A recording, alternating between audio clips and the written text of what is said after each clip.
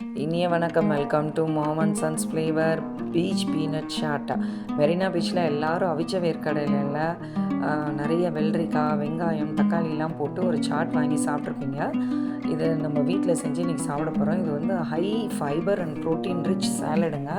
காலையில் இல்லை ஈவினிங் டைமில் டயட்டில் இருக்கிறவங்க இல்லை எல்லாருமே எடுத்துக்கலாம். ஒரு ஹைலி நியூட்ரிஷியஸ் சாலடை பச்சை வேர்க்கடலையே ஒரு 20 நிமிஷம் ஊற வச்சுட்டு ஒரு 4 விசில் குக்கரில் வச்சு எடுத்துக்கோங்க. மாங்காய், வெள்ளரிக்காய், வெங்காயம், தக்காளி, நிறைய கொத்தமல்லி எல்லாம் கட் பண்ணி அதில் பொடி பொடியாக கட் பண்ணி சேர்த்துக்கோங்க. இஞ்சி கண்டிப்பாக சேர்த்துக்கோங்க, ஜீரணத்துக்கு நல்லது.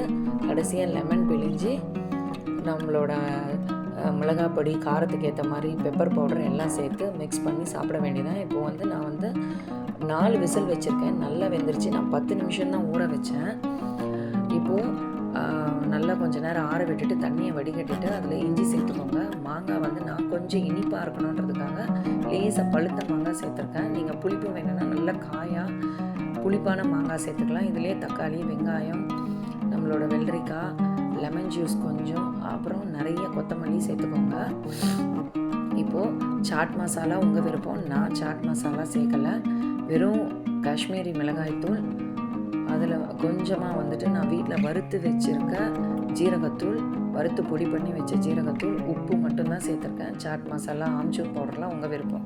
கடைசியாக அது மேலே கொஞ்சம் மிளகுத்தூள் சேர்த்தேன். இப்போ இதை நல்லா மிக்ஸ் பண்ணி விட்டுக்கோங்க. இதில் நீங்கள் டாப்பிங்க்கு உங்கள்கிட்ட ஓமப்பொடி இருந்தால் போடலாம். நான் வீட்டில் வந்து எனக்கு அரிசி தட்டை இருந்தது, அது ரொம்ப பிடிக்கும். அதை நல்லா நொறுக்கிட்டு மேலே டாப்பிங் நல்லா தூவி விட்டுட்டு மிக்ஸ் பண்ணிட்டேன். ஒரு கப் காஃபியோட இந்த சாலட் இல்லை சாட் இதை நீங்கள் சாப்பிட்டு பாருங்கள். பாயில்டு பீனட் சாட் சாப்பிட்டு பாருங்கள். ரொம்ப ஃபில்லிங்காக இருக்கும். டயட் பண்ணுறவங்களுக்கு